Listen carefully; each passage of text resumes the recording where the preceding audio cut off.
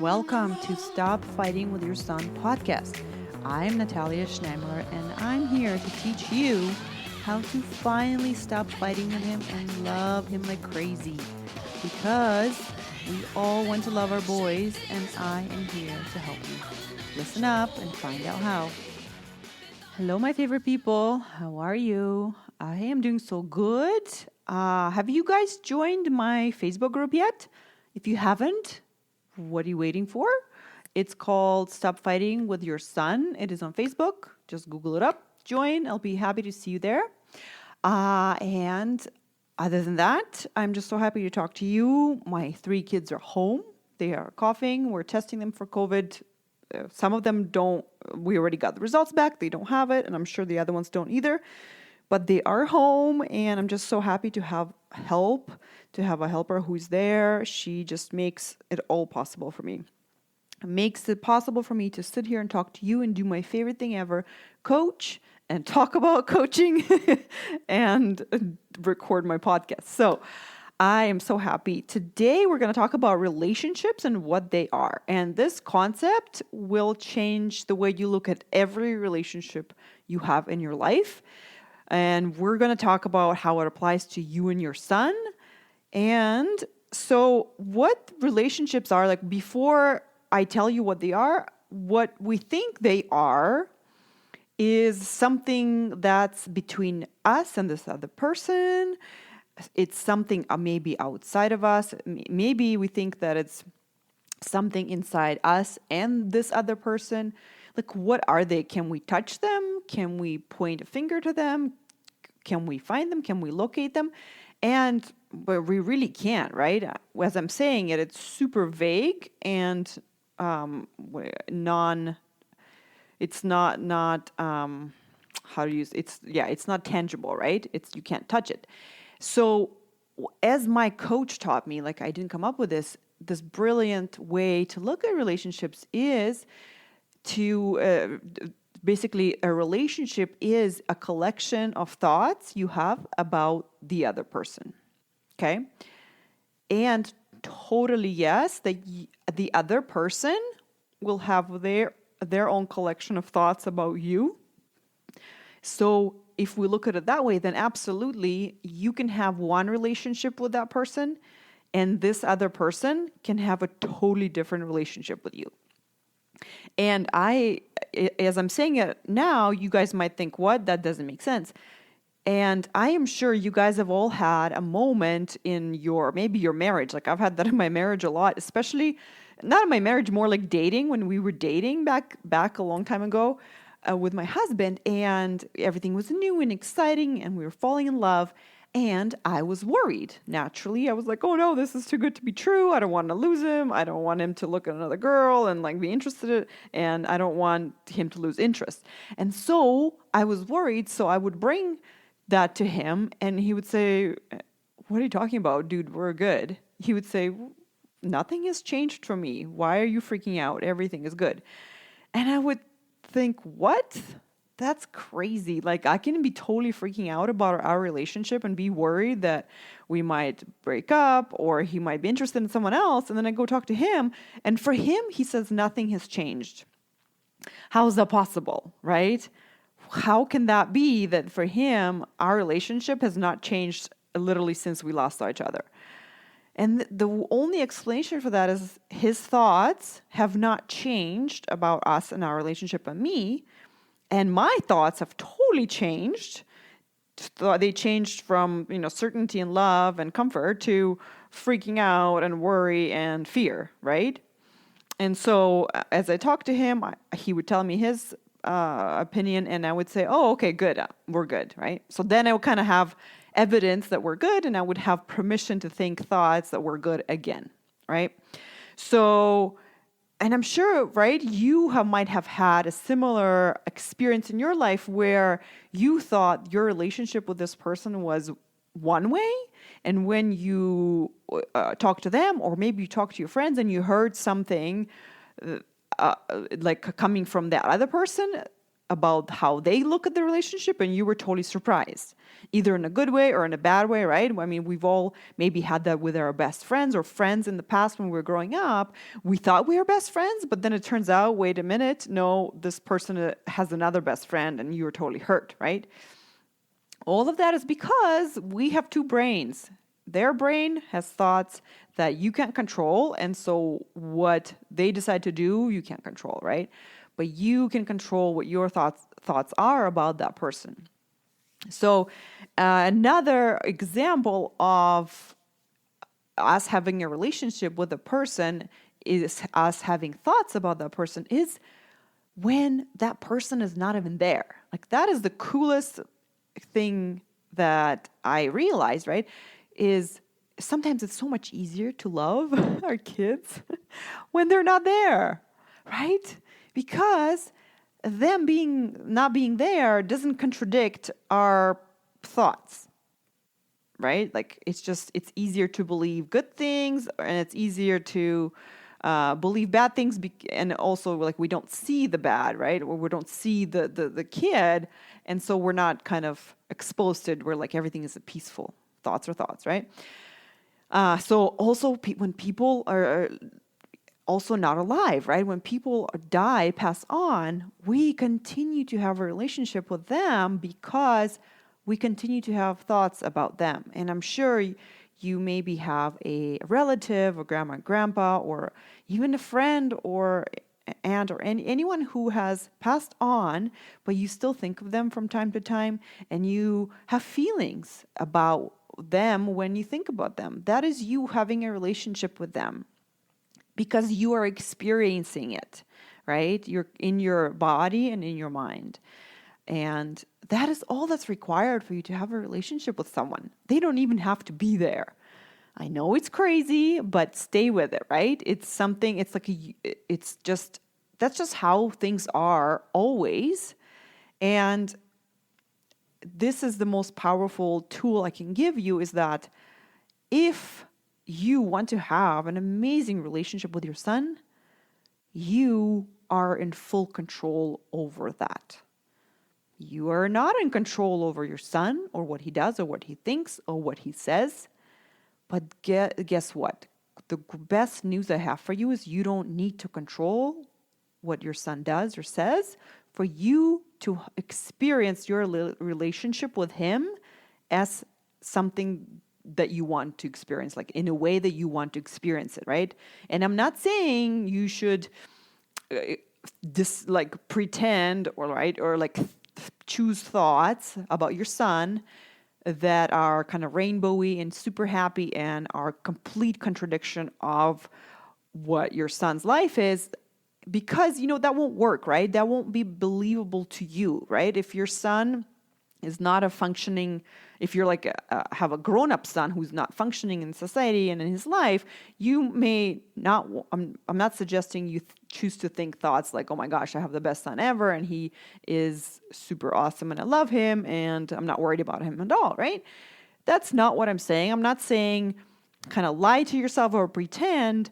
All I'm saying is that whatever thoughts that you do have are what is creating your relationship for you. So if you do want to feel better about your relationship with your son, then you are ultimately in control of that. And so you could, right, choose different thoughts to think about your son, right? Even if, let's go with that example, if you have an adult son who's not functioning in society and has stuff going on, I'm not gonna draw examples here, but you get an idea, right? That you wish your son was a successful grown-up, but maybe he's not supporting himself, right? So in that moment, instead of saying, okay, he's doing amazingly, what I want to suggest to you is, this is my son and I love him no matter what. Like that thought, that is a thought that is always available to you no matter what. And that thought will generate love for you, or you need to find a version of that thought that gives you that love for you to feel towards your son. Okay, so let me have a sip of water. So we talked about, how relationships are thoughts and how they can still exist in you without the person being there, whether the person is not with you in the room, in the house, whether the person has moved away to a different country. Think about it. We all have had so many friends that we keep in touch with, but very rarely, maybe once a year, once in 5 years, but we have had those connections where when we meet, it is if we've never left off, we've never like separated, right? If we just pick up where we left off and we are connected and everything's great, right? And now that is just another example of how our the way we think about that person is doesn't require for them to be there with you for us to feel like we're close friends, right? So, and you don't need to keep in touch for you to stay close, right? That's just another thought that you have, right? So moving on, we are going to talk about kids, your son. I have an example for you. So last 2 nights ago, I was putting my oldest to bed. It's so funny how a lot of my stories start out with bedtime with my oldest son. But that is where all my good stuff comes from. That's all my learning. He's my biggest teacher in my whole life. And he's super cute. Anyway, so 2 nights ago, I was putting him to bed. Or actually, I came to say goodnight to him after my husband put him to bed. And we have an agreement that if my husband puts him to bed, then I don't have to like lie down with him if I don't feel like it. Like if I'm super tired and I don't feel like lying, putting another kid to bed, then I'm just going to come, say goodnight, give him a hug and kiss and go. But of course, he wants the whole thing. He wants me to basically give him another bedtime, like just spend time with him, lie down, talk to him, snuggle him. And so this night I came in and I gave him a hug and kiss and I was about to leave and he started becoming sad. So I reminded him, I said, well, remember that, what we agreed about. And he's like, yeah, but I still want you to stay. And he said, so I said, okay, I'll stay. And I'm weak. I'm just so weak, right? I'm like, okay, I'll stay. So I said, okay, I'll stay for 1 minute and just quiet. Because I've reached my limit of being talked at. So I said, I'll stay for a quiet minute. And after that time I stayed, I was about to leave again. And again, he's sad. And he's just crying now. He's crying, right? And I hug him, and at that moment I realize that he's just like me in a sense that when he's tired, he is flooded by all these thoughts that create like intense sadness for him, which makes him cry. So for me, what happens is when I'm extremely tired, all of my fears and worries come to the surface and start kind of taking over my whole head, and I'm like, oh. Like I often notice it, but because I've been so aware that happens to me, and it only happens at the end of the day when I'm really tired and I've put many kids to bed or whatever, and I am still keeping myself up to watch a show, snuggle with my husband, or do one more thing. As soon as you I don't know what happens, but as soon as I am left alone or I'm with my husband, or the thoughts that are that contain a lot of fear and worry come to the surface, and I either voice them or I cry. That's extreme, right? But that has happened for sure. So here I am realizing that is what's happening for him. And he's just like me, because the only time that ever happens with him is in the end of the day when he's super tired, and his biggest fear and worry, right? That maybe I don't love him, or I don't spend enough time with him, or I spend more time with the other boys. And he's worried that I'm going to leave. For him, that surfaces up to his eyes, and he cries. And you know what? Once I realized that, I was able to tell him, oh my gosh, oh, that's totally normal. You're just like me. When you get super tired, you become very sad and scared. And I just held him and I comforted him like, oh, that's so cute. Totally fine. You just need to sleep. Nothing has gone wrong. I love you. I'm here.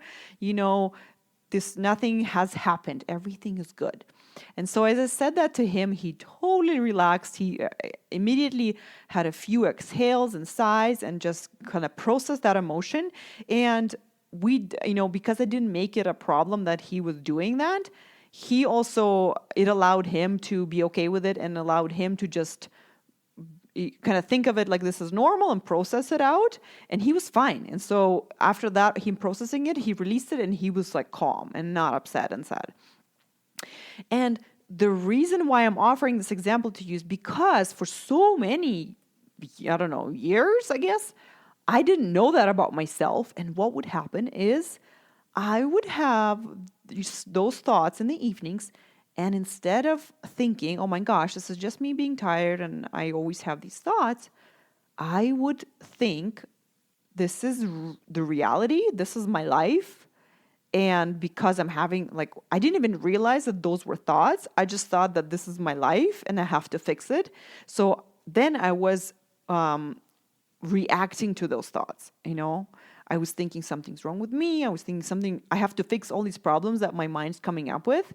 And that was not productive, right? I was believing my thoughts. And for example, if my fear was that I would break up with my husband or my boyfriend back then, I would then try to fix that whole thing and go to him and be comforted and try to work on our relationship, right?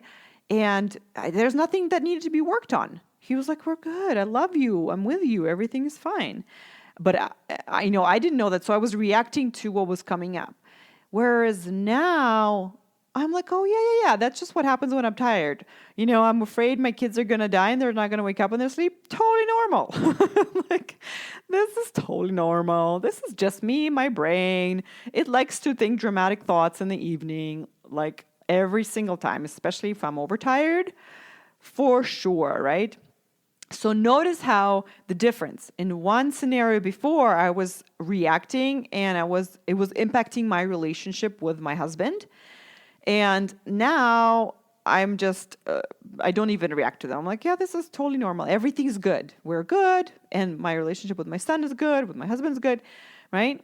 So with you, and also it would affect, sometimes I would have worried thoughts about my children. I would be like, oh my gosh, I'm ruining them, right? I'm being a terrible mom, blah, blah, blah, right? So then I would again, try to make up for it with my kids and I would just be reacting to these thoughts so much that I was strangling my relationship with my kids by trying to manipulate how they behave and how I behave. And I was just spinning in circles, because I was believing these tired thoughts. Okay? So, what I want to offer to you is that since your relationship with your son is based on is your thoughts about your child, about your boy, then what do you want to feel towards your boy? Right? You can first pick, how do I want to feel? And I want to just give you the answer. I mean, love, of course, love, and you probably knew, love is always the best choice. But there's also different options that we have. For example, when we are going from anger and resentment and frustration, it might be very hard to access love, which is kind of on the other spectrum of feelings. I want to offer, maybe you could go to curiosity. Curiosity is always an amazing bridge for you to go from frustration to love, because it allows you to be the scientist and to observe things from the outside and to observe, I feel frustrated about my son, about what he's doing. I'm curious, what thoughts are creating this feeling for me? Or I'm curious, what must my son be thinking for him to feel and act this way, right? What must he be feeling for him to say this? So notice how this curiosity brings you closer to understanding yourself and understanding your son. And from that point, you can then create love. You're like, oh, I understand. Of course, I am frustrated. I'm wishing he would do this my way. Of course, I'm feeling frustrated. It's totally understandable. I love him and I want the best for him. I'm his mama, and this is maybe not serving me when I'm wishing he was do it my way. And I'm gonna love myself, even when I'm frustrated with him. And maybe I don't have to want him to do it my way. Maybe I could be open for him to do it his way, right? So you are just building little bridges for you to get to a place where you are creating a relationship for yourself with him that you feel good in. All right. So when you have thoughts, let me just check if it's recording. When you have thoughts, kind of like the most fearful thoughts about your son and you wrecking his life or doing something wrong that will affect his whole future, why don't you come along with me and just categorize them under those tired thoughts, right? Why don't you just like plump them in there and be like, oh yeah, this is what happens every time when I'm tired or every time that I think about my son's future, I just go to the worst case scenario. That's totally fine. It's just what my brain does. It doesn't mean that that's going to happen. It's just my default thinking. And it's totally possible that he will have a beautiful future. Okay? So I would love to hear from all of you how this concept landed for you. There's a lot that I threw your way. You might have a lot of questions and how this applies to all the different nuances and kind of circumstances in your life with your son, and how you might ask me, but how can I think differently about this when he's doing that? Bring that to me. I'd love to hear and talk to you about it. Come talk to me in my Facebook group, Stop Fighting with Your Son, where we talk about only that. And since your relationship with your son is your thoughts, you can pick any thought you want to think about him. Okay? It's always, always up to you. And my thought about you is I love you so much and you can do it. You've got this. You already have an amazing relationship with your son. You know why? Because you're listening to this podcast and you love him so much and you want it to be amazing. Now, if that's not amazing, then I don't know what is. Okay, guys, have a beautiful week and I will talk to you in my Facebook group. Bye.